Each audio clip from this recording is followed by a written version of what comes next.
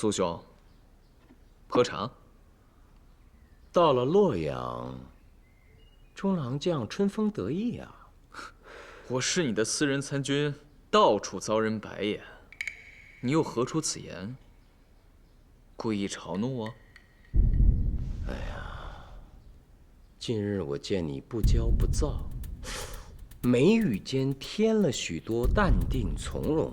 怎么，在洛阳遇到贵人了？贵人许了你似锦的前程，以至于你如此泰然？探鬼查案，你也没什么了不起的，但这城府和心计，却是一般人比不了的。这么说，我猜中了，太子殿下也在东都。我说了吗？不用你说。作为太子亲信，你是不希望我继续再查下去的，因为找到解药救了公主，太子登基路上就会多了波折和坎坷。我想知道太子真实的想法。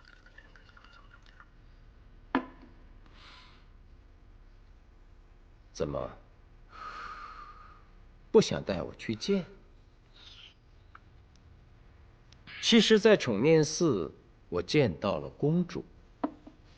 之前人人说她强如天后，但今日所见，却截然不同。你在同情她？虽为公主，我大唐最有权势的女人，但她也是人面花之毒的受害者，我不能同情她吗？土罗女人在空中庭院断了线，但前岁客栈的鬼火还亮着。我苏明必尽全力查案。东都是我最初追随狄公的地方，我若轻易放弃此案，能对得起恩师的教诲吗？你就不为大唐的社稷着想吗？前番南下，我对社稷这两个字有了新的理解。社稷即天下人，公主也是天下人之一，故为了社稷，我苏明当有所作为。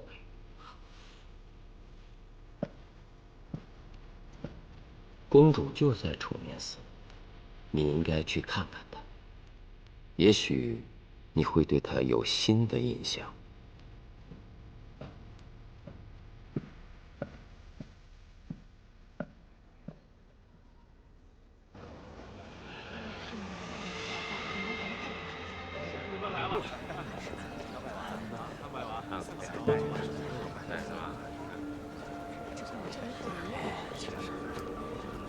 借问老伯，这里原来不是仲宁寺吗？现在怎么变成宠念寺了？啊，前2年改的，听说是公主的意思呢。公主？是啊，公主非常喜欢这座寺院，每次到东都都会在这儿住上几天，隔年还会派人修缮呢。如今这里啊，可是洛阳城最大的寺院了。啊，多谢老伯。哎。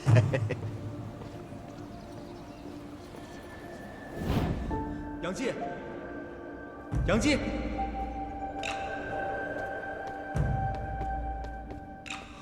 杨继，啊，回来吃饭了。来了。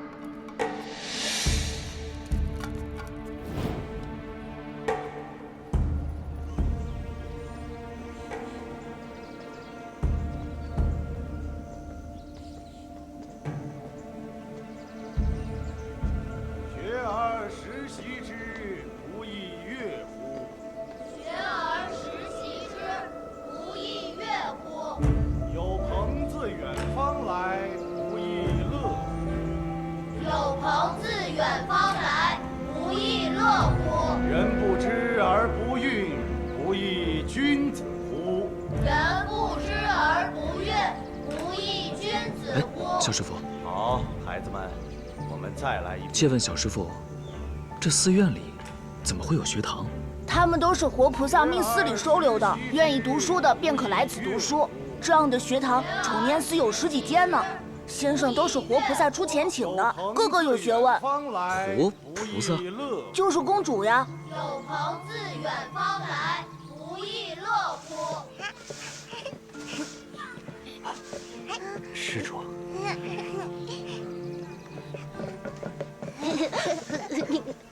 活菩萨好。快去玩吧。寄居宠念寺的孩子现在有多少？有360余位了。告诉下面的僧人，凡是无家可归来到宠念寺门前的，都不要拒绝。凡大唐的孩子，我都管。是。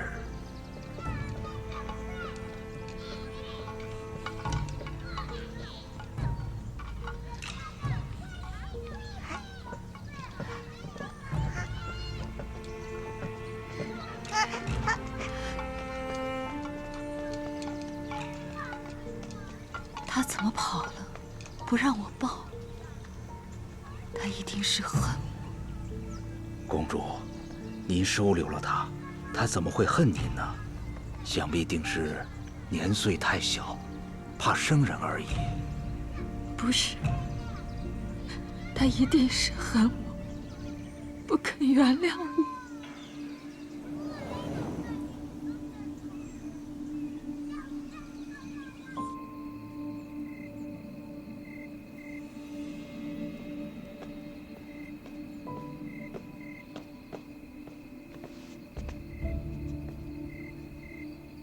去哪儿？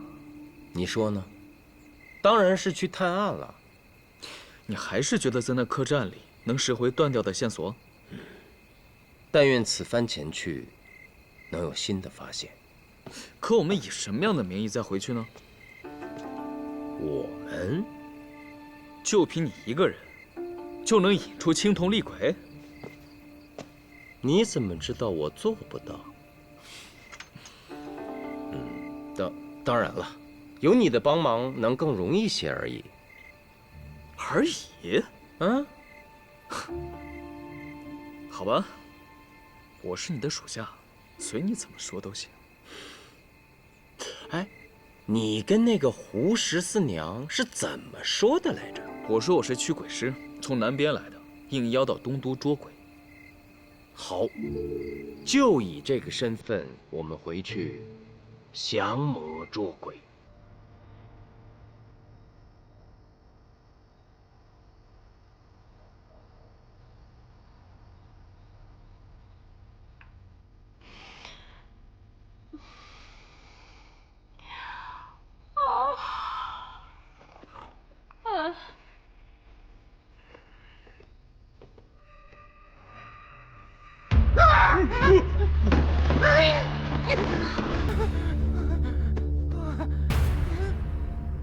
又是你们，看把我男人吓的。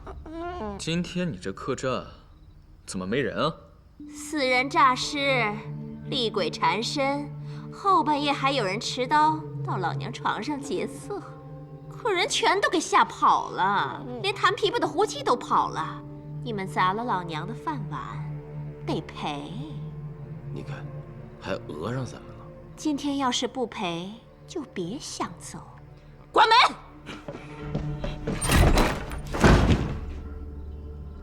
哼，本不想再来，正准备出城去长安，经过你这家客栈，住在周围的百姓都说你这儿一到夜里就鬼影幢幢。想起那晚所遇，我觉得他们说的不假。百姓们纷纷请我主仆2人协助除鬼，盛情难却，我们才来的。你倒要讹钱，合适吗？我家主人说的没错。就你也能捉鬼？你们男人的嘴呀，有句话怎么说来着？男人的嘴啊，骗人的鬼。他都知道，尤其呀，是长得像你这副模样的男人，没一句实话。哎，别看了，等一下被勾了魂儿去了。滚！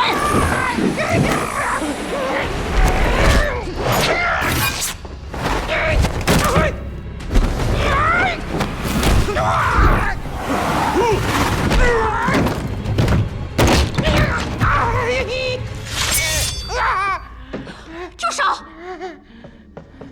你什么个头？他什么个头？你要是杀了他，也太欺负人了吧！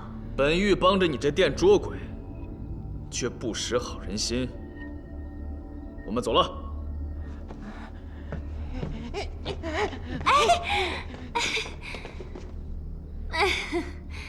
法师既愿帮小店捉鬼，我胡十四娘当然是求之不得了。楼上最好的客房，二位随便住，随便吃，好吃好喝，好伺候。主人，要不咱们就在这儿住吧，我都饿了。也好，哎，不过楼上的就算了，我主仆二人喜欢住后院的客房，尤其是死过人的那间，阴气够重，容易捉到鬼。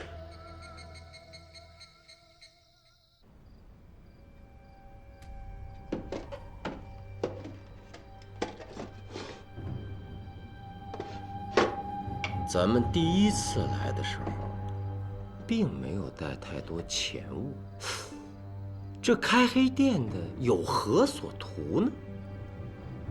哦，还有那个青铜厉鬼，看上去他的目的就是要刺杀于你，如此兴师动众，受何人指使呢？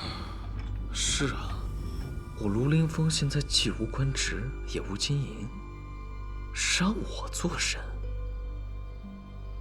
除非是认错人了。你说什么？哦，没什么。何人？我。你们在这屋里掘地三尺呢，捉着鬼了吗？捉鬼还用掘地三尺？鬼不就在我面前吗？我呸！你见过我这么美的鬼吗？能叫你这个服侍过钱随天子的人伺候，我主仆二人也算是幸运了。呀，你终于相信我是隋朝人啦？哎，那你正好给我们家主人说说你们隋朝的事儿，比如炀帝在江都被杀时，你是在他身边啊，还是在长安宫里啊？我怎么会在长安？那时炀帝已经迁都洛阳了。你刚才在考我，我这张脸还能看吧？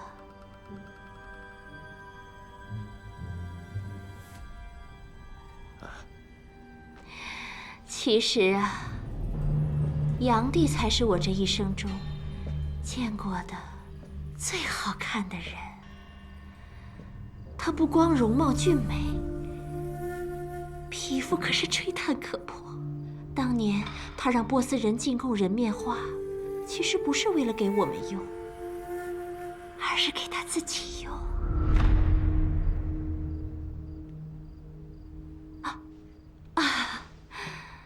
这是我给你们煮的甜梨水，在宫里时我们最爱喝了，尝尝。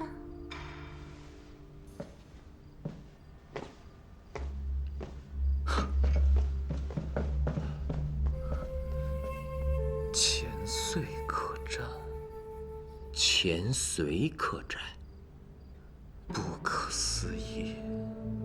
今晚若真有物来袭，那一定是隋朝的鬼。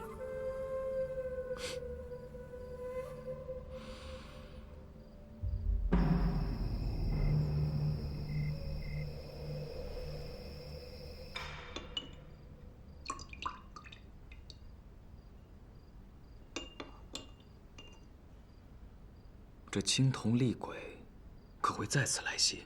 必来。为何？因为有人要杀你，上次失败了，如今你又送上门来了。哎，你干什么呀？夜深了，当然是睡觉了。不捉鬼了？捉鬼是你的事儿，我就不给你添乱了。不许睡！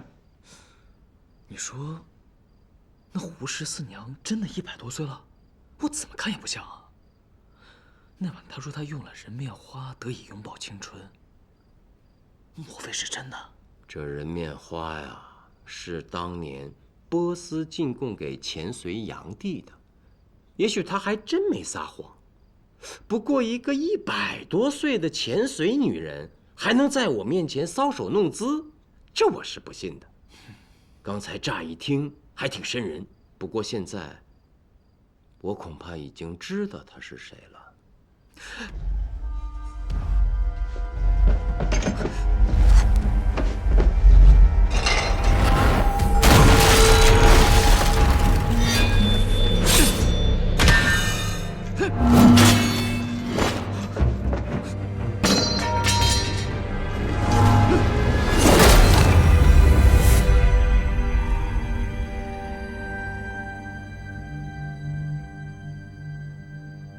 谁啊？灯熄了，酒都不喝了。有酒喝？最好的酒，店主还要亲自陪你喝呢。有这等好事？告诉他，备好酒好菜，这就来。好。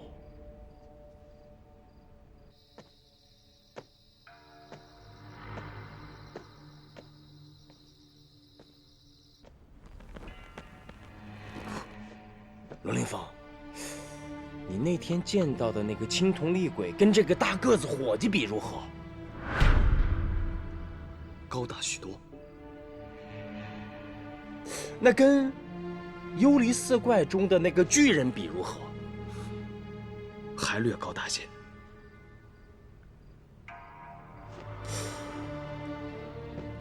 这世间本无鬼，那青铜厉鬼必是人所扮。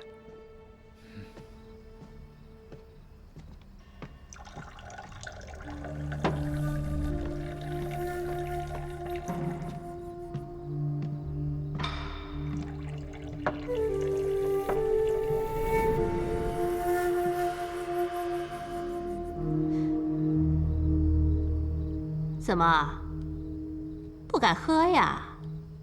我是真不敢喝。这么好的酒，我还舍不得给你喝呢。来，你我共饮，不负良宵。盛情难却，干了。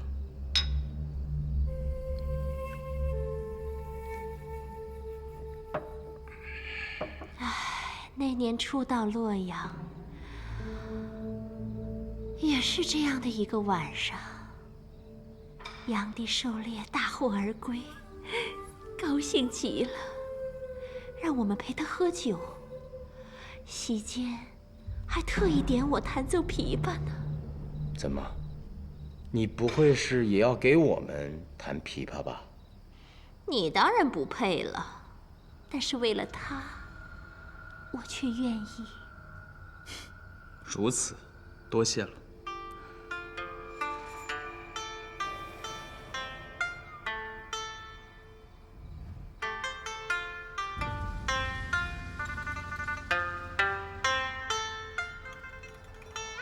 隋炀帝还真是艳福不浅，这个胡氏四娘还真是色艺双绝啊！你不会真看上她了吧？就是100多岁，老了些。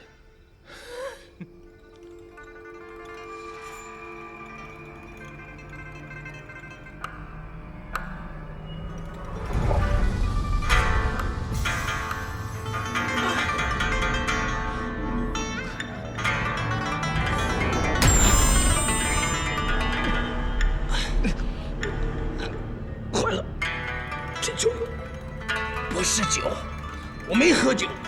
野头女。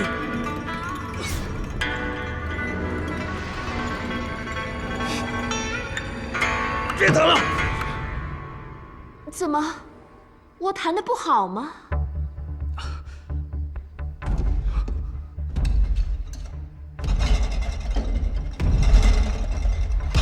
哎呀，我弹的真是不好，都把鬼招来了。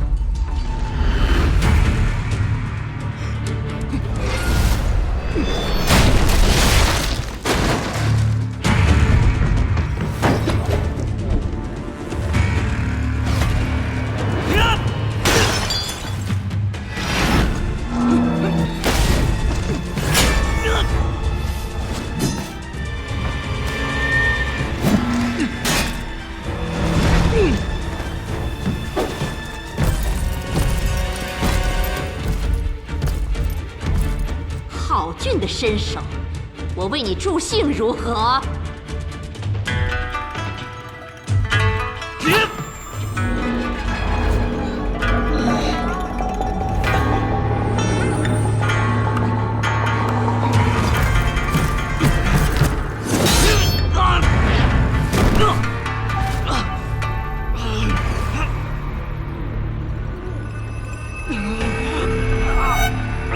独领风，不是酒的事儿，是他的琵琶曲。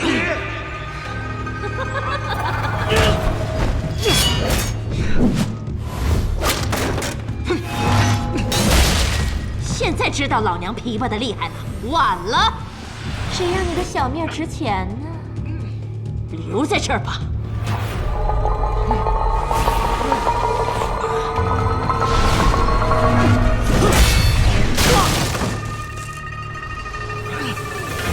独领风，从后门逃出去，这样你就听不见他的破琵琶了。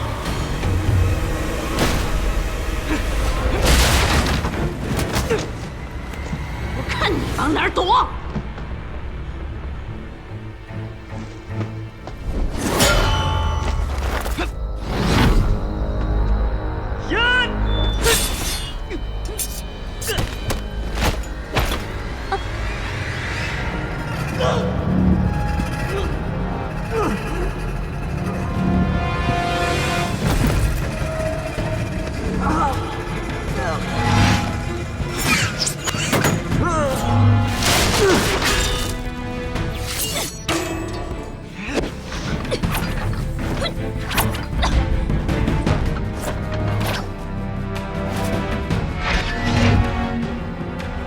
师傅，剑枪！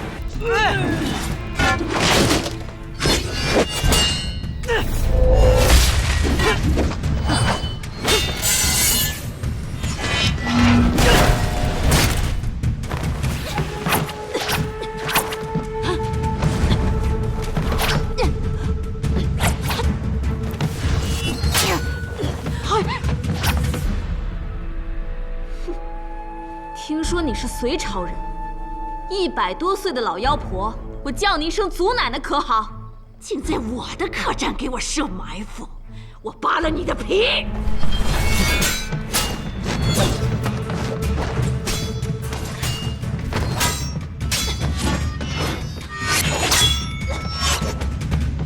樱桃，退后，待我降他。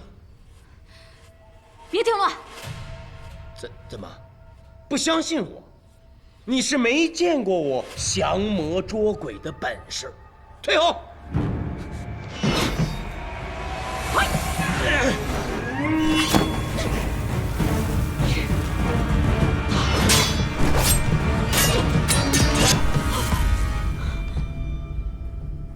恶贼，竟敢暗算我！暗算也是跟你学的。你放心，瞎不了。绑了！不要与他纠缠，看我的！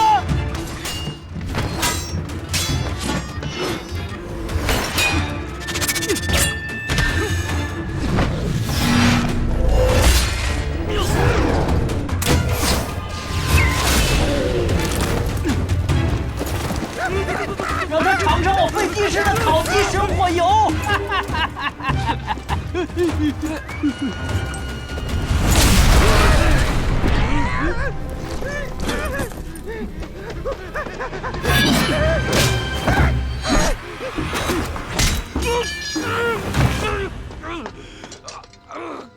喂，摸什么？你的腿可还在呢，小爷的刀可没开刃，要不然你就变成他了。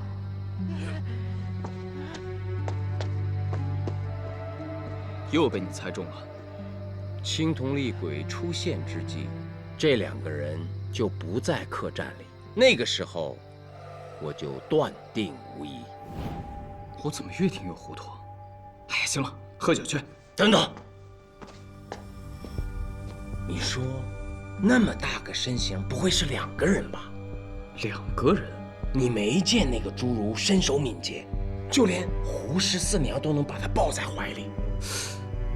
你是说壮汉和侏儒？哎，不过对付童家，我已经想到了办法。到时有我徒儿薛环，还有老费会助我一同捉鬼。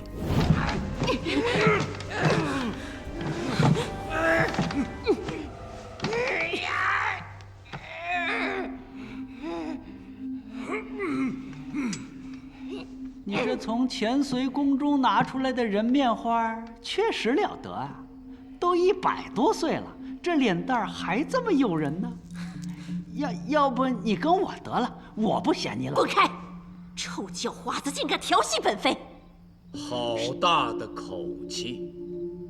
隋炀帝的后宫女人确实不少，而且名字都是他自己定的。贵妃、淑妃、德妃是为3夫人。请问你是哪一位啊？说呀。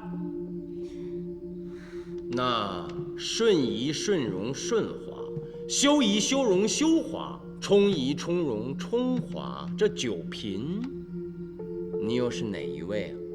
说啊。都不是啊。那另有婕妤12人，美人、才人各15人，宝林24人，才女37人。胡14娘，你到底是谁呀？说呀，还敢自称本妃？我看你就是那万人恨的隋炀帝身边的宫女而已。不许侮辱我天子！住口！你生于大唐，长于大唐，却任前朝昏君为天子，是何意？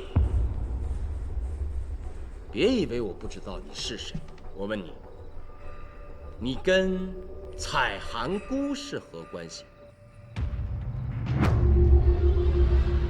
如实招来。那是他娘。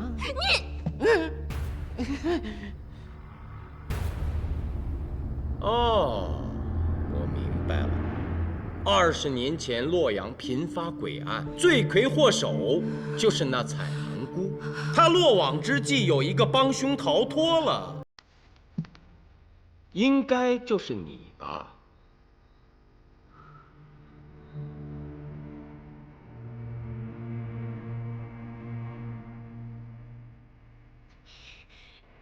你怎么什么都知道？当年不是故意漏掉的，是因为那时候你只是一个10几岁的小姑娘，我恩师狄公有意放你一条生路，没想到你却重操了你娘的旧业，做起恶来。哎，苏无名，刚才费技师说她是前隋的宫女，现在又出了个娘，这怎么回事？隋炀帝江都被杀之后，确实有一个宫女从洛阳宫中逃了出来，那干了的人面花就应该是她带出来的。此宫女慧武，一心想为炀帝复仇，奈何杀死炀帝的人也葬身于乱世之中，她就转恨于我大唐。但天子身边戒备森严，又怎会给她机会呢？那宫女不死心，就将自己的武艺和隋宫中的一些规矩传给了自己的女儿。让自己的女儿冒充自己，继续图谋不轨。胡十四娘，传到你这儿，起码应该是第5代了吧？既然你都知道了，那还废什么话？杀了我吧！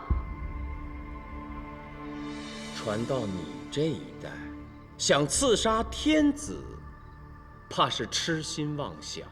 于是你就豢养了这2个手下，在这儿开了这家黑店，以此来图财害命，是也不是？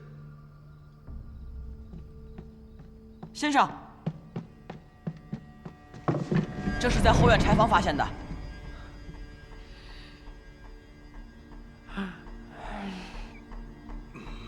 这些年死在你客栈的人不少啊。你刚才说他的命值钱是怎么回事？你2次刺杀于他，是不是受人所雇？何人所雇啊？说！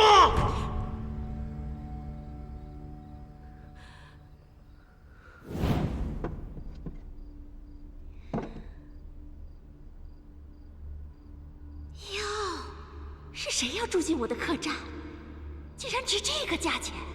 想要云顶就别问这么多，时长之后再加2倍。他说了，当晚会入住一主一仆，主人是个高大贵气的年轻人，让我等取了他性命。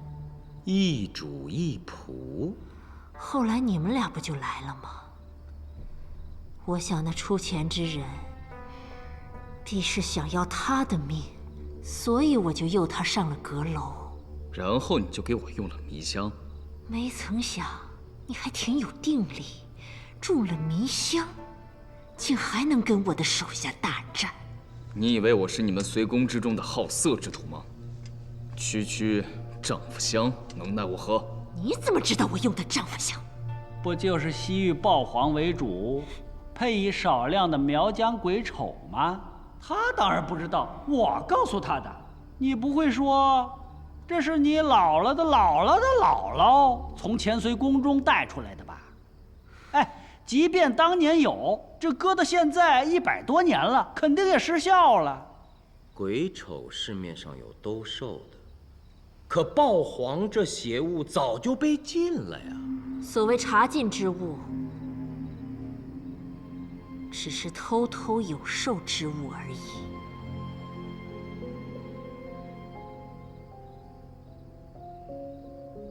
就看你能不能找着了。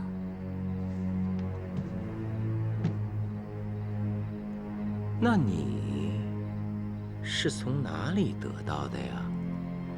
上膳房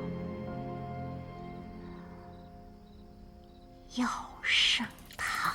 樱桃，将其押回长史府，令其描绘出雇他行刺之人的样貌，让喜君帮忙画出来。明白。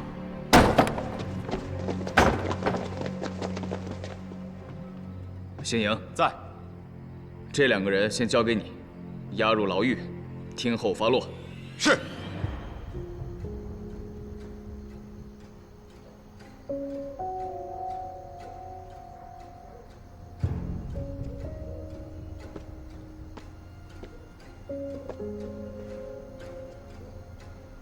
陆凌风，太子是不是住过这里？大将军，这里不方便说话，请进屋。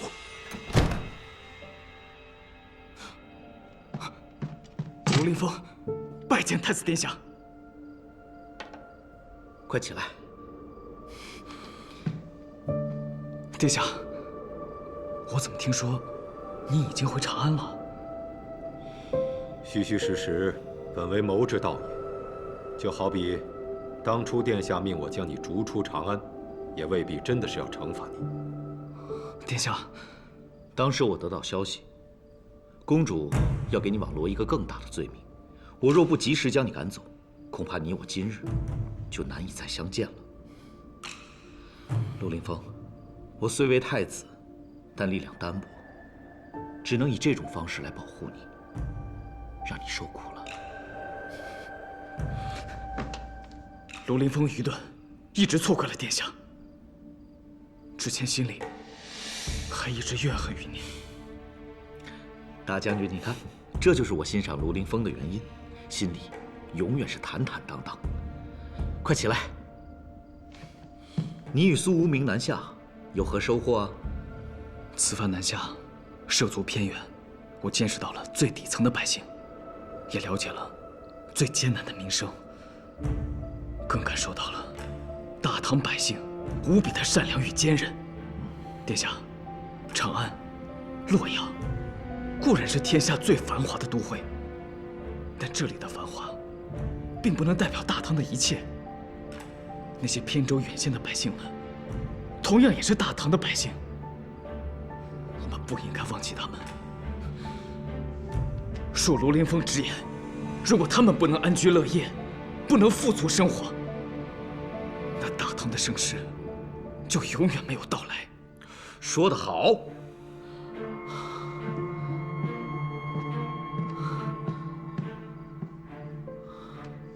他日我若顺利登基，必不负你今日这番话，必为百姓开创一个真正的盛世。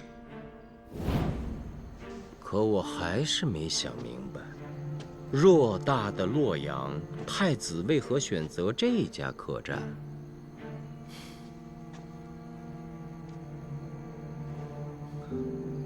这个问题，我也问过殿下。我闻贩卖人面花的疑犯自杀于此，便想住进来，看看能不能发现些蛛丝马迹。可大将军说，此客栈怪异，一直不允许我离开这个房间。是的，殿下。刚才还有青铜厉鬼刺杀于我，那女店主的身份更是不明。歹人行刺的是卢将军，而未针对殿下，这说明他们暂时还没有发现殿下潜住于此。但此殿的确不安全，我劝殿下还是早早离开。太子殿下还需早回长安才是。我当时就想，即便是你卢凌风的命值钱，也不值那么多银锭啊。当时是陆大将军一个人开的房，太子殿下并没有走正门，所以胡氏四娘是认错了人。卢凌风，此番公主遭难，我看你对探破此案、拿到解药并不上心。说句冒犯的话，不会是东宫授意的吧？苏无名，你可以小看我，但你不可以小看太子殿下。太子殿下留在这里，并非是打听公主的生死，而是……太子殿下，我觉得卢将军说的有道理，你还是应该尽快回到长安，回到天子的身边。不行，我从小跟着姑姑长大，姑姑现在危在旦夕，我不能就这么一走了之。可眼下的洛阳危机四伏，您不应该留在这里冒险。你不用劝我了，我意已决。虽不能名正言顺地督苏无名查案，但留在洛阳会更心安一些。陆童，你这是何意？树欲静而风不止，公主不会坐视殿下顺利坐上龙椅，可此时的花都正对殿下有利，您可以让卢凌风传话给苏无名，让他暗自放弃查案。殿下，成大事者将心无旁骛，一往直前。如今公主在宠念寺闭门不出，我听苏无名说，她确实中了人面花之毒，而且只有几天时间了。殿下，这可是个绝好的消息啊！公主以邪风关授苏无名，命他尽快破案，找到解药。但是我觉得此案好像没那么容易，所以，殿下，你赢了。顺利登基固然好，但若为此而不顾亲情，则非我之所愿。陆凌风，你立刻回到苏无名身边去，全力助他探破此案。苏无名，这样的太子，将来是不是应当之无愧地成为我大唐的新君？太子能有如此胸怀，真乃我大唐之幸。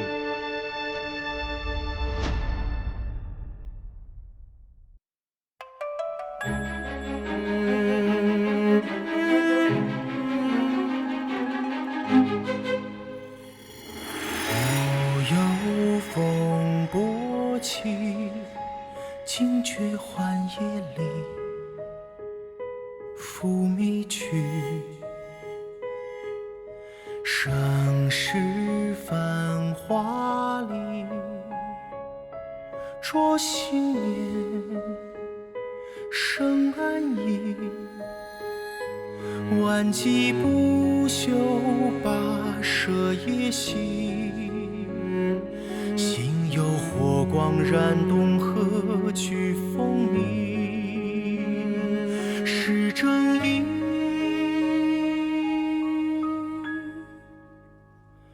为这长夜孤影寻一个真理，凌云壮志为伴撑起了天地。苍生难移，将是非刻在朗朗心底，要真相重拾这正义。总有你无情暗涌在心里，数命运道尽世间情，恩为年，怨为心，河山不休，翻云覆雨，山伏荆棘，高为远，求安心，为正义。